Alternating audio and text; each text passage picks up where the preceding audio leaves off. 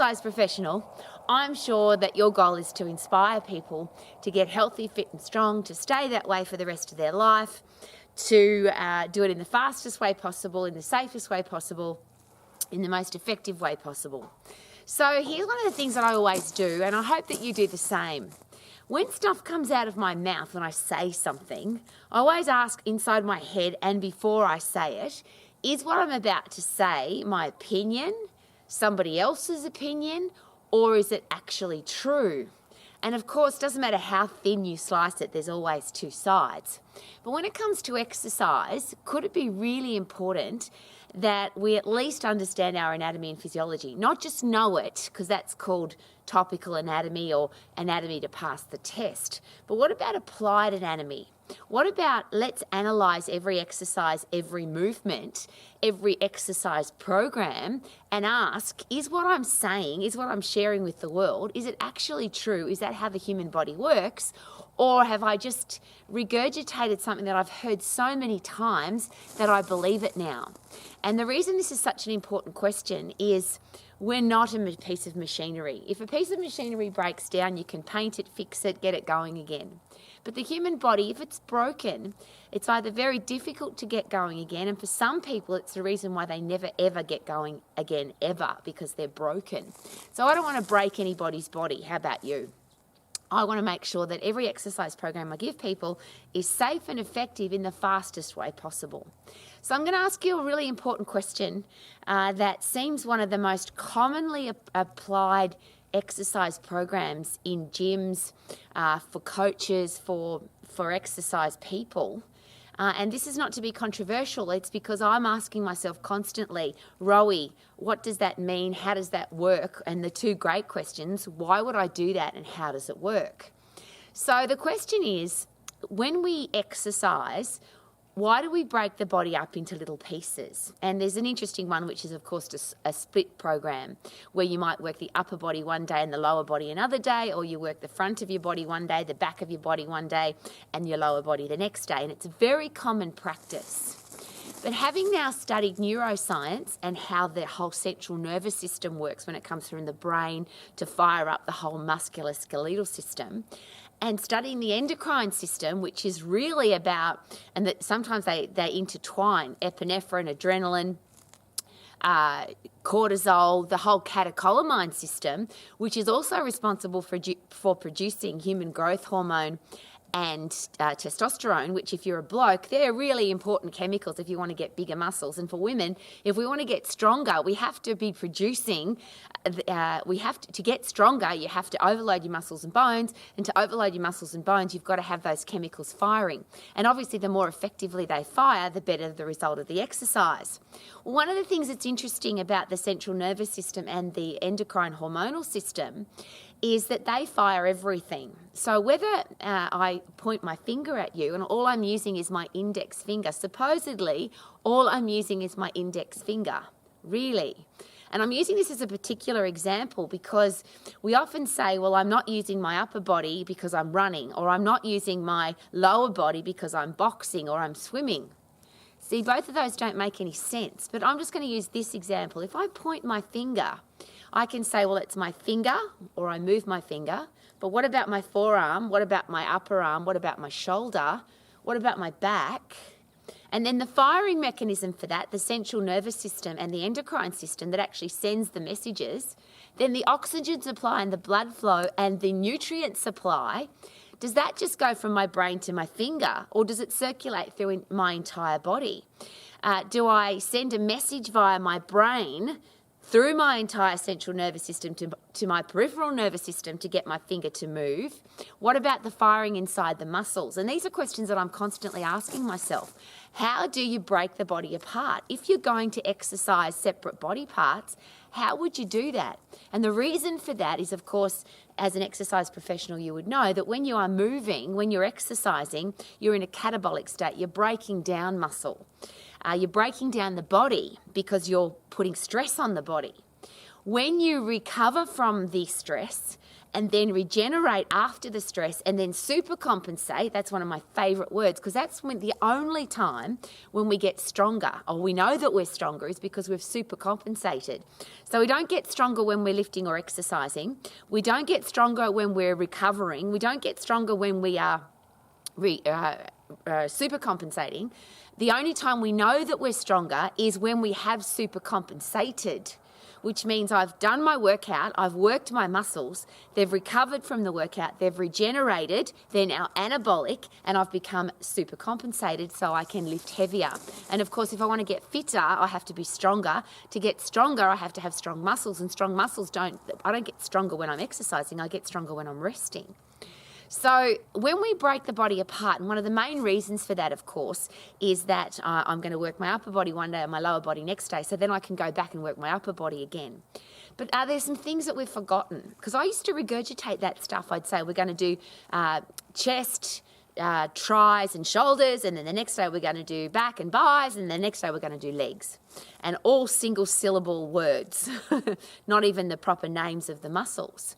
But when I ask myself the question, and I'm asking you to do the same, because these are common things that you'll hear as an exercise professional in the exercise profession.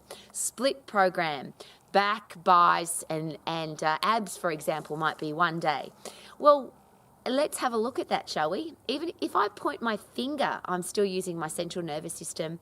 I'm firing, obviously, blood flow, oxygen supply, nutrient supply. And my central nervous system, and I think this is something we forget, takes as long or longer to recover than a muscle. If my central nervous system's not firing properly, if my endocrine system's not firing properly, and remember, muscle growth and strength comes from human growth hormone and testosterone, which fire the most when I do the biggest exercises. So when I do big exercises, I then have to recover from those. But I ask this question: what fires the chest muscles, pectoralis major, minor? What fires the back muscles, latissimus dorsi, rhomboids, traps, shoulders? What fires the shoulders, the deltoids? What fires the infraspinatus, supraspinatus, subscapularis, teres minor? What fires the rectus abdominis, the obliques, the transverse abdominis, the multifidus? What fires the gluteus medius, maximus minimus? What fires the rectus femoris and the hamstrings? What fires all of those? The hamstring fires everything. The central nervous system fires everything. And why is it then that we think that if I exercise my upper body on one day, which fires my central nervous system, and I exercise my lower body the next day, which fires my central nervous system, that when's my central nervous system going to get a chance to recover? When's the endocrine system going to get a chance to recover? Those neurotransmitters, epinephrine, adrenaline, cortisol, dopamine, serotonin, oxytocin, brain-derived neurotropic factor, they grow. When we're resting and recovering, they then have an opportunity to grow inside our brain. So if I'm not resting enough, then how do I get stronger? And I find it really interesting that we seem to have forgotten that connection with it, not just the muscles and the bones, but the firing mechanisms of the endocrine system and the central nervous system. So I'd love you just to consider that. When do they get to recover? And you know that your central nervous system hasn't recovered because you feel tired, lethargic, can't be bothered, you don't feel like training, and most importantly, you're not any stronger. If you go to the gym, if you go to lift something heavy, and last time you lifted a certain weight and now you can't lift heavier, it means you haven't supercompensated. And often in the gym we disguise that because we do lots of exercises and we go on lots of different days and do different stuff. But we actually don't know, it's cold out here, we actually don't know what results we're getting because we keep chopping and changing the exercises so much.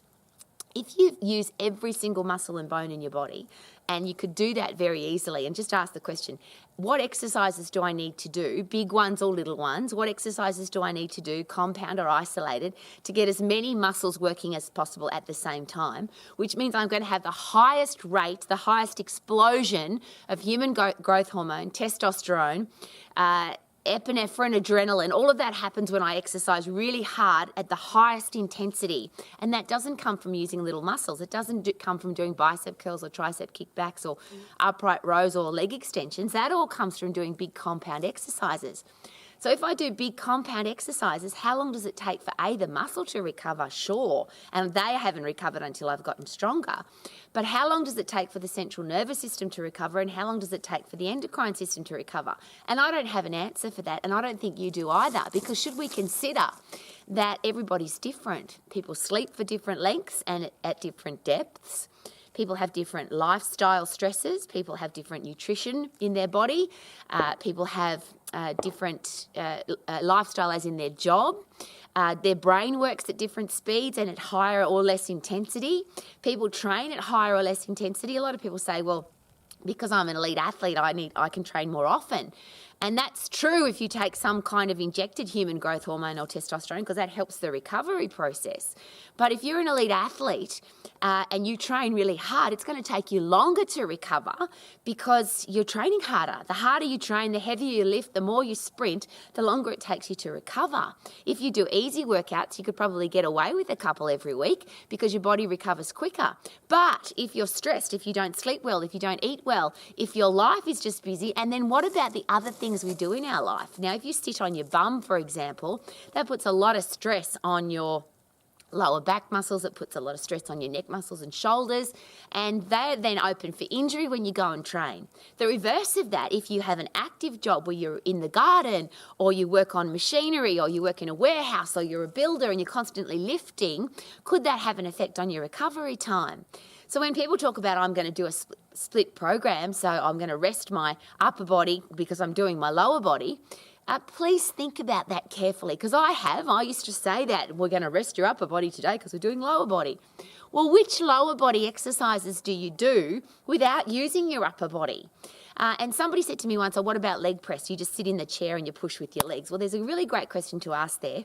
When in your life do you ever sit in a chair and push weights above your head or forward, unless you're, God forbid, in a car accident and you've got to get out of there, or I don't know, you might be out on a bush track and you've got to push a log with your leg. But even then, won't you be using your arms? And most people, when you watch them on a leg press, they're still using their arms. If you do squats or lunges or deadlifts or anything that's predominantly the prime moving muscle is the legs or are the legs, we're still using our upper body.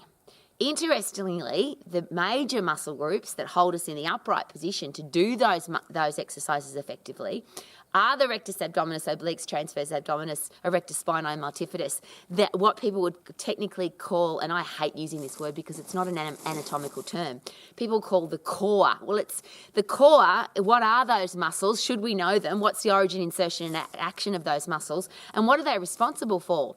And even if you don't want to get into the complicated part of it, ultimately, your abdominal muscles, erectus spinae multifidus, transverse abdominis obliques, are responsible for holding you in the upright position. For when you sprint, when you jump, when you punch, when you swim, even when you're swimming and you're not in the upright position, your abdominal muscles, lower back muscles have to work really hard. Otherwise, you'd be a terrible swimmer. But if you want to lift something up off the ground, squats, lunges, deadlifts, rocks, gravel, wheelbarrows, your abdominal muscles are the ones that are working the hardest. So then we go and some people do an ab day where they just work their abdominals. Well, when do your abdominals get to recover? Because every single exercise you do works your abdominals. Now, the next part of that I always, please, I'm begging you, think about this really carefully. If you injure somebody, how would you feel? And is it possible that injury comes from two things, overuse and dumb exercise or dangerous exercise? So if I overuse a muscle over and over and over and over, and I put any form of force through a joint over and over and over and over, is it likely or more likely to get injured? So even if I'm doing compound exercises with only compression and traction forces, is it possible that if I do too many of them, I could get injured? And that's called lots of training could cause lots of injury. But when I start putting now little exercises where I'm putting shearing forces across the joint, shearing forces with rotation across the joint, shearing forces in the lower back where I'm doing repetitive strain to the anterior compression force of the vertebral disc, now I've got some serious challenges, because when I do this to a joint or this to the joint or both, that's when the joint gets injured. Shearing forces wears away the joint. And in the little joints, and the little muscles that hold the bone inside the joint, they get worked for every exercise.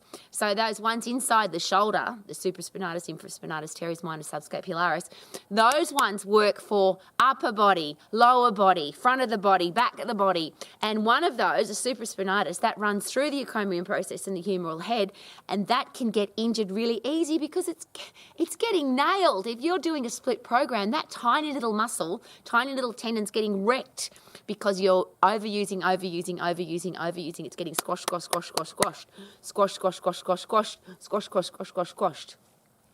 The reason I'm asking all these questions is I think the number one rule, and I think it should be for everybody, is to not hurt your client, not injure your client. If you hurt your client, if they can't exercise, how can they stay healthy, fit and strong for the rest of their lives?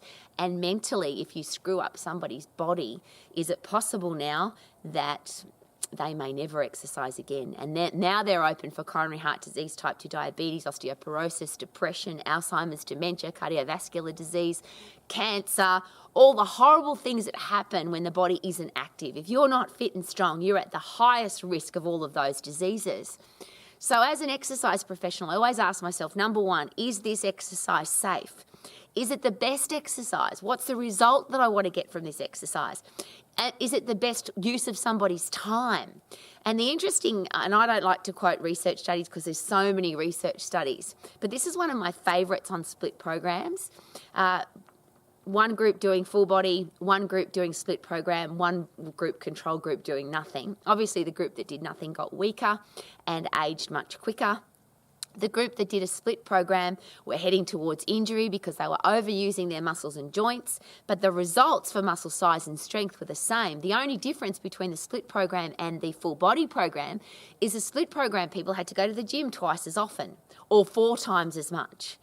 And for people, as an exercise professional, I want people to have a safe program, but I want it to be fast because most of the people that are in my life have never said to me, Rowie, give me the slow program. In fact, nobody has ever said to me, give me the slow program. Everybody wants results now. So why would I give somebody a program that takes twice as long, even if it gets the same result? But the argument there, and I don't want to argue with anybody, but the argument is if I give somebody twice as long and I'm putting compression forces and traction forces and shearing forces across the joint, whether it's an overuse injury or just a wearing away injury, I don't want to hurt my client. So all I'm asking, please, as an exercise professional, you'll hear split program. You'll hear I'm going to the gym today to do a back day. I'm going to do leg day. I'm going to do buys and abs day. Whatever the split happens to be, and there's always these miraculous ways to split up the body.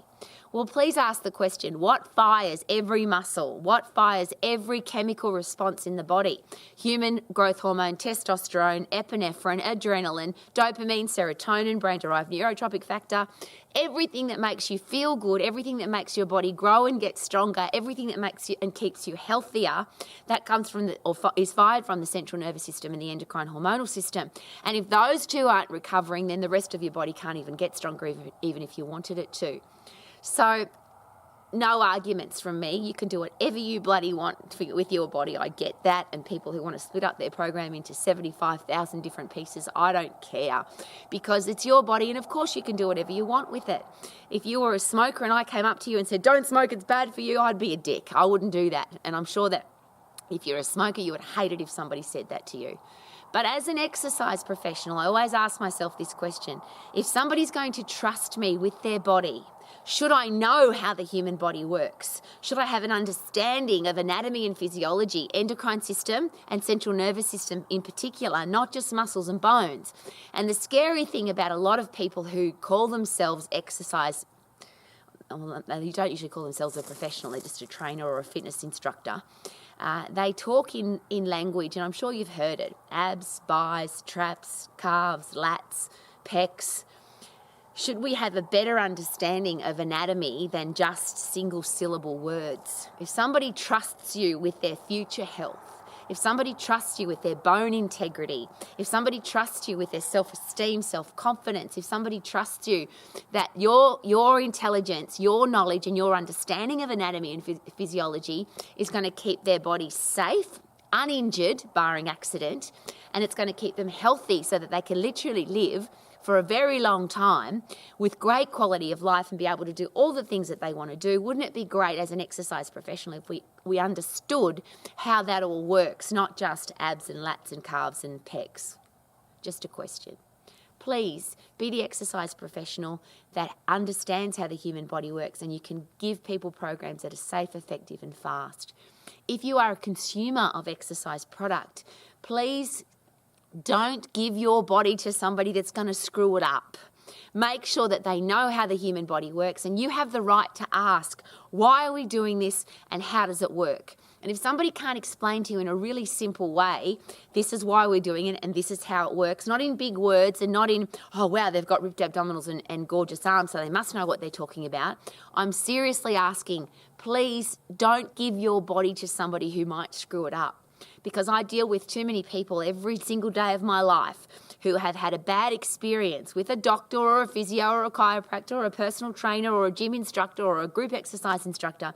They're seriously injured and they can't exercise anymore, or their headspace has been screwed up because somebody said can't have, mustn't have, don't have, and made them feel guilty for every food that they love to eat. Made them feel angry because there's foods that they can't eat anymore, and given them such a fanatical exercise program, which is 4 days a week, split program, have to go to the gym for 2 or 3 hours, and they just can't do it and they feel guilty because they can't. And I don't want that for anybody. So simple. Get puffed to get fit, lift heavy to get strong.